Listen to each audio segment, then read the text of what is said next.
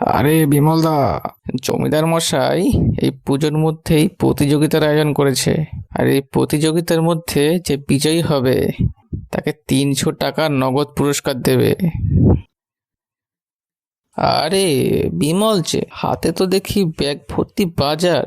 কি, জমিদার মশাইয়ের প্রতিযোগিতায় আয়োজন করেছে, এই জায়গায় অংশগ্রহণ করবি নাকি? আরে হরিশ, করবো তো ভাবছি। ও, ভালো ভালো। অংশগ্রহণ করে তো শুধু কষ্টই করবি, আর বাজারে সদাই করে শুধু শুধু টাকাগুলো নষ্ট করছিস। জিতবো তো আমি। আরে হরিশকে জিতে না হয় কালই দেখা যাবে। এরপর তার গিন্নি মিষ্টি বানানোর জন্য তোড়জোড় শুরু করে দিল। এরপর সবাই যার যার মিষ্টি নিয়ে পুজো মণ্ডপে হাজির হলো। একপাশে জমিদার মশাই বসে আছে।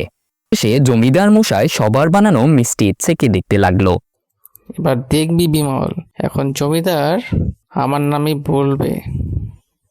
দেখাই যাক কার নামটা বলে। সবার বানানো মিষ্টির মধ্যে আমার সব থেকে ভালো লেগেছে বিমলের গিন্নির মিষ্টিগুলো। তাই আজকের প্রতিযোগিতায় বিজয় বিমল ও তার পরিবার।